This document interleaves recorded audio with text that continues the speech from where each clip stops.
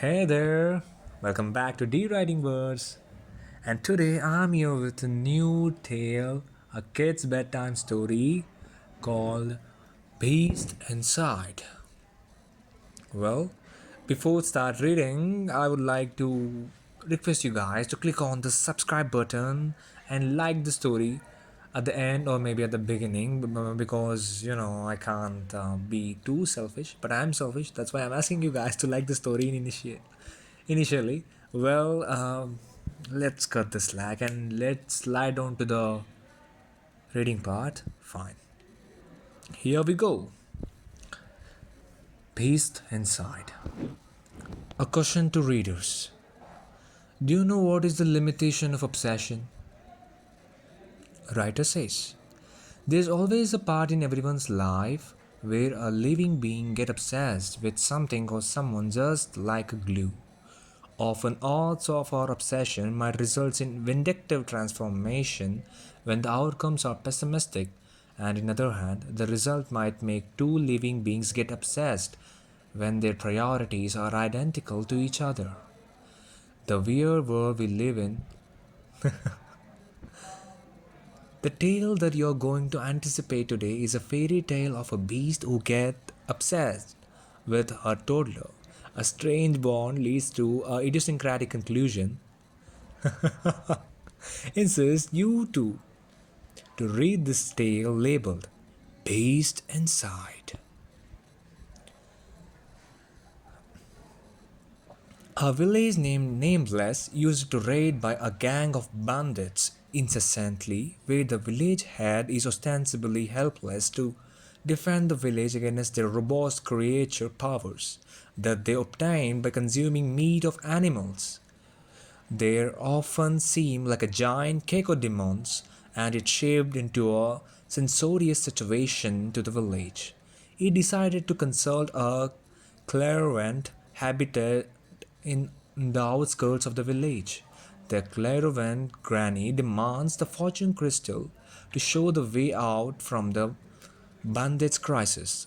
Ostensibly, the fortune crystal filled with smoke for a few seconds and displayed a visual of beast who haunted the dark wood forest and a toddler who lives in that village. She asked the village headman to give her some time to contemplate about the clue and informed him to consult her after the sunset. As he walks back to the village, a horrendous nightmare materializes in his absence. The bandits raided the village again, and pile of civilians are injured, which made him traumatized. Wherever he rolls his eyes, all he witnesses is bloodshed. Gazing the view and hearing the screaming in pain made his mind drew him to ruins. While watching the scene, he got his eye on a little toddler girl whose reflection is displayed on the fortune crystal. His brain, under stress, made him jump to a knucklehead assumption that if we offer this kid to the beast, then the beast might protect us in return. He commanded a guard to drag the kid to a cage and ordered a cart driver to get the bulls ready. Her stepmother let them take the kid mercilessly without any compunction.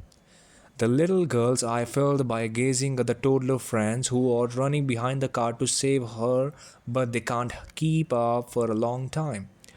A couple of hours passed and the cart arrived at the dark wood. As the driver stopped, he heard groaning of trees and the sound of amplifying. The sound was amplifying just like something heading towards them. He takes off the cage and kid was asleep inside. He opened the cage and laid the sleeping beauty on the ground, but perceiving her countenance. "Forgive me, kid. I'm following the orders of the old man," he says. The groaning stopped in an instant. As he turned towards the cart, the beast often looked like a giant lion staring at him in rage.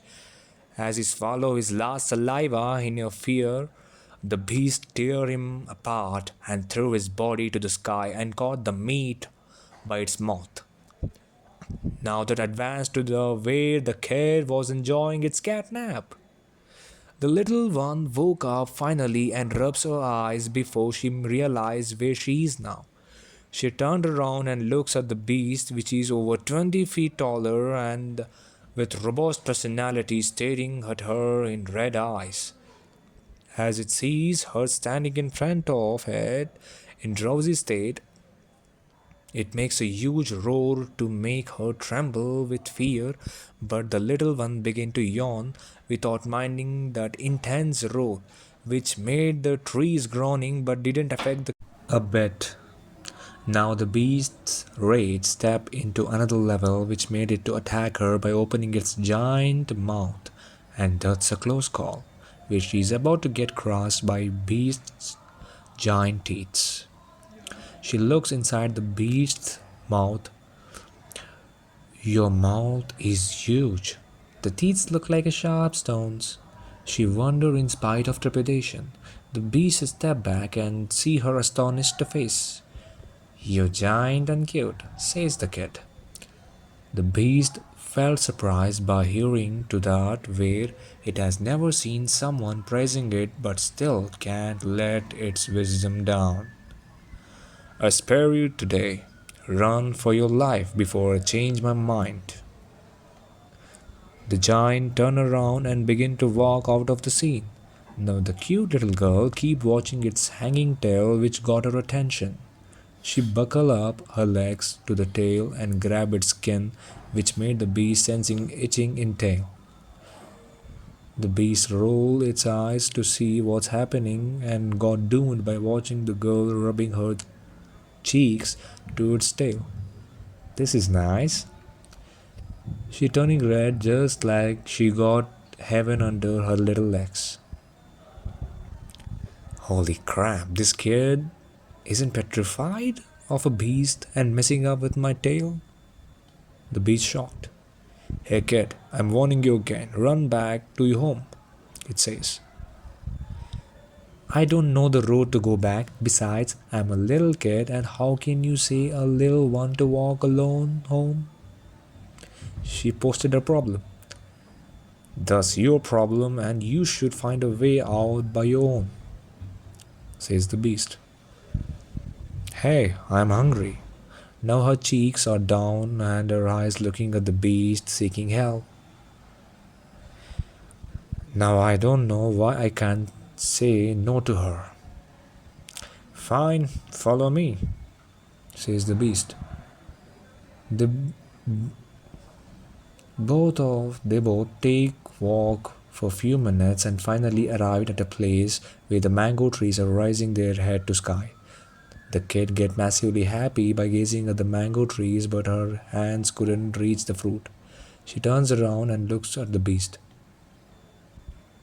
"What? You got something to eat, and what are you waiting for?" It questions her. "My hands couldn't reach the fruit," she answered. "So what now?" the beast asks. "The little one, lift me up so that I can grab some mangoes." She asks the beast for help. "Forget it, I'm not helping you anymore," the beast declares. Now her eyes fill with disappointment. "Please help me. Please, please, please." She requests the beast in a very amiable way. "Alright, I'm a beast and still falling to act tough in front of this little idiot. Crap, this is awkward." The beast speaks in mind. "Fine, don't make those eyes." The beast stretched its tail and instructed her to sit on it. The cute little girl climbed the tail and sat tight by gripping her hands. The beast slowly raised the tail and made it closer to the mangoes, where the little one can pluck few of them. A squirrel sitting on a branch watching the scene with intense surprise and couldn't believe his eyes that the beast is melting to a little kid. "Am I hallucinating?" The squirrel get fainted by pacing the scene. And half an hour passed, where the little one is still enjoying the mangoes. Yum, yum, yum. Her face turned yellow due to mangoes. The beast sneaks at her and begins to laugh louder. "Ha ha ha. Just look at your face, it's yellow." The beast lost its wisdom of playing strict for a moment and let itself slide to experience some fun. Hehehe. Both of them logging at each other, the girl had no reason, but she loved to accompany the beast in that fun time. Now, out of nowhere, the beast's thoughts hit its mind that he's a beast and should display scary to others. Enough, you leave now, it ordered the little one. The little one stood up. Thanks for the mangoes, Mr. Beast. Displayed her gratitude with innocence. The little one began to walk in a random direction without a clue, and that beast felt a compunction for asking her to leave but forced itself to believe that she is a distraction. It laid its head down to sleep, but a voice interrupted its sleep, which came from the direction of the way she went. The girl is surrounded by a pack of wolves, which are about to ambush. But suddenly the beast showed up and grabbed a wolf from its mouth and threw it far from there, which made the remaining pack of wolves to retreat from the location. Thank you for saving me, Mr. Beast. She showed her gratitude. Watching her innocence, Beast was left speechless. Smiling at her, just walk back with me. Don't need to go anywhere anymore. The beast asked her to stay, a happiness that the beast was sensing is ever materialized before, and now finally he opened his mouth to initiate a friendly conversation. Hey kid, what's your name? Heidi, and you? She answered and countered a question. My name is Loki, the beast answers. Loki? That's a funny name. She cracks up by hearing the beast's name. Come on, that's not funny. That's a good name, of course. The beast defends its name. Whatever, it sounded funny. Heidi giggles. Yeah, yeah. If it make you log, little one, then it's a funny name, of course. Can't deny it. The beast joined the logging party. So, where's your papa and mummy beast? She asks. I'm not a born beast. I used to be a merciless king who used to implement high taxes and spoiled a lot of people's life for fun, and one fine day a sage casted a spell on me that made me transform like this. Now this is a punishment. I was ambushed by my own knights and made my way to this jungle and haunted this for several years. Shackles of the past made me a beast in real life. The beast disclosed the reality behind the existence. You used to be cruel, but you don't seem that way, Mr. Loki. She popped out like a bubble. My punishment is to play a punisher. The destiny leads the people to these woods, and my job is to eat them. Bad people. Becoming my food is their punishment. Beast explains her. Oh, I see. I'm a bad person then. So, when you're planning to crush me? She chuckles. The bad person who brought you here is dead, and your arrival is meticulously an accident. Beast offers her a clarity. Well, I'm a good person then. She jumps in happiness. Sure you are, Beast chuckles. They stopped at a river bank. The beast asked her to wash her face and hands, which turned yellow due to mangoes. She washed her torn clothes and face and returned to Beast. The beast offered her tile to stab on it and lifted her to its back. She made her way till its head and sat on it with the grip of giant lion's fur. Do you have friends? I have a lot in my village. They are definitely missing me. She thinks about her friends. Beast gasps. Well, I have no friends and I live alone, which is boring, obviously. The beast answers to her question about having friends. Hey, Mr. Loki, the beast. Would you mind if I become your friend? She asked the beast. Well, well, Miss Heidi, the little one.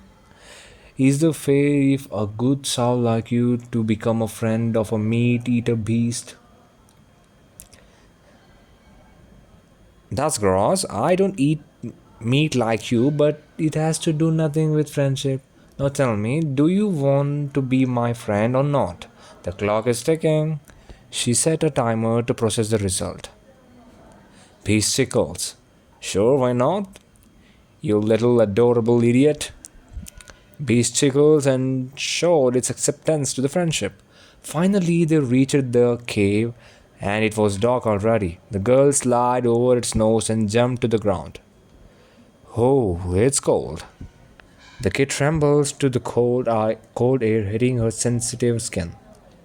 Sleep in front of my nose. You'll get some warmth while I exhale. He suggested the girl to sit or to rest in front of his nose. She do just like it says. You're really a special one. Good night, beauty. The beast wished her a farewell sleep to her. Good night, beast.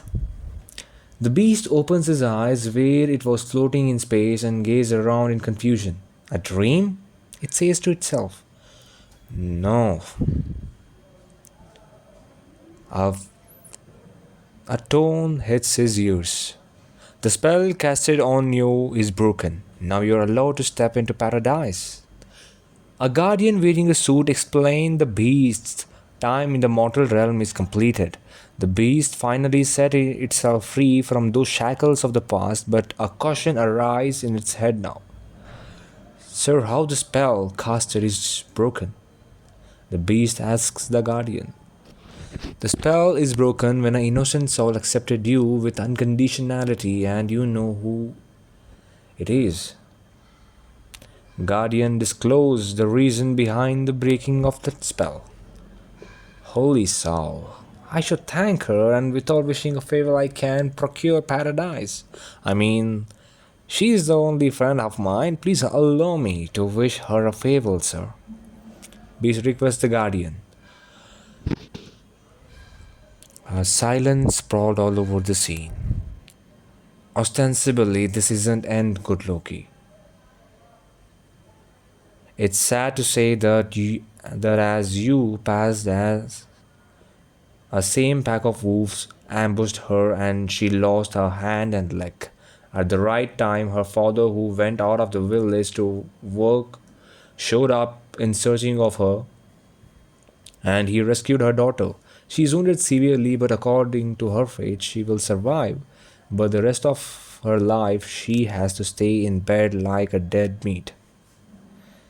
The guardian disclosed the horrendous scene happened few moments ago. What? How can the fate be so cruel? Poor little soul. She's innocent, sir. This can't be. The beast refused to accept the fate. Beast, there's always a choice to make a decision, and I'm offering you a choice now and choose wisely. You can't have your body, but you can possess her body to help her, where you can use your powers to certain period by transforming into a beast. But you can't procure paradise till she completes her life journey. And the other choice is to accept the truth and walk inside the gate of paradise. Choose wisely. The guardian offers him a couple of choices. Without waiting a moment or thinking of anything, the beast declares, I would choose to stay inside her and have no regret for making this choice, guardian. I will procure the paradise with her. I request you to give permission to return. As you wish. As the guardian grants the permission, the beast's soul rushed to her. The beast possessed her body, which made certain changes in the wounded vessel. Her hand and legs are regenerated, and the wounds on her body is healed. Heidi's father hit the headman and pushed him to the ground. How cruel you are, old man, to sacrifice that little soul to the ferocious beast. The beast was dead, but my daughter was ambushed by a pack of wolves. She's fighting her death. He screams in exasperation. I did it to save the village. The old headman tried to confront. If you die, then village will be safe. Heidi's father takes out a knife and to kill him. Daddy, Daddy. Heidi steps inside, rubbing her eyes. Everyone gets frozen by looking at her, that proper condition where her wounds and cut off parts are healed, which astonished everyone. Her father rushed to her. Heidi, are you okay? Your hand, it's back. Thank you, God, for this miracle. Her father prized the God by gazing at her recovery, which is unbelievable in reality. And another threat was advancing now. The guard rushed inside. It's the bandits! Everyone hide! He calls an alert. The villagers run into chaos and the bandit invaded the village. Heidi's father grabbed her and ran to keep her safe but accidentally got contact with the bandit. Her father tried to fight but the shotgun ran out of the bullets. Now they are surrounded badly and there is no way out. The bandits take out his axe and about to strike the little Heidi, the table turns down in an instant. She transformed into a beast, a giant lion-like creature around 10 feet, 20 feet long, showed up to save her friend. The beast ate the bandit's head and threw the body to the corner. Heidi? Her father screamed her name in fear. Stay here, Beast orders him. Beast grunts. The beast jumps out of the hut and begins to attack the bandits and kill the most of the strength. At the moment, the bandits gang decimated and only 2 of them retreated cowardly. The beast turns around and walks close to the grounded headman of the village. As it gets close to the old man, it transformed into a little girl. She closed her eyes and tranquility sprawled all over the scene. Beast's inner voice speaks. Hey, beauty. I'm back to accompany my only friend. Thank you for setting me free from those shackles of the past, my friend. This old-timer is the person who pushed you to this Pandora's box. You say a word and he will be executed. Beast asks her permission to take the further action. Heidi smiles. I don't know how I helped you, but I'm happy to hear that you're free, Mr. Beast. Now everything is shaped well and you're the best part I have met. Now I will introduce you to all my friends and you're not alone anymore. I request you, Mr. Beast, forgive the old man. She confessed to Beast. You're always a divine soul, my beauty. I obey you because I owe my rest of my life to you, my little friend. But I want you to let me transform once again to talk with your neighbors. Heidi nods her head and transforms herself into the beast. The clairvoyant steps forward and asks the beast to bow down his head. The sun and the moon are 2 different planets, whereas the sun possesses the power of light and the moon possesses darkness. The moon desired to shine, so the sun helped him by directing his light on it, and moon promised the sun that he will use this shine, which is meticulously sacred and divine, and he assured that he will provide light when the other part of the realm contacts the darkness. Beauty and the Beast, you are the sun and moon to each other, and make sure that you will use this shine to light up a great evolution of mankind. She acknowledges them to use that unity for a valid reason in the future. Beast raised its head and turned around in the direction where all villagers are petrified by looking at the tremendous beast. Heidi is a divine soul who had a power to break a spell casted a century ago. I owe my life to protect this little friend of mine. She deserves to be treated like human and to have friends like normal human does. Humans, I beg you all, please don't treat her like a possessed child, and I will offer protection to this village from the threats advancing from outside. In return, if anyone intend to jeopardize or before thinking pessimistic thoughts about her, you should never forget this that there is always a beast inside. Beast declares. The obsessed beast turned itself as a guardian and a best friend. No matter how idiosyncratic circumstances in future, there is a protector, or more precisely, there is a beast inside. Well, ladies and gentlemen, this is about the tale called Beast Inside. And actually, there is a little thing that I would like to share with you guys that I am planning to write about the next part of this story, Beast Inside, might be on a different storyline, a continuity, maybe a new motto where a beast and beauty will go exploring some things. Yeah, of course, I have plenty of creativity ideas in my head, and it's all depends on your support and the response. If you suggest any kind of modification that should be done in audiobook, please come on, please don't hesitate to comment, and it would be more comfortable for me, or maybe a more resourceful for me to know what should be done, what is the mindset of a reader, a listener, what kind of effective thing that I should include in an audiobook.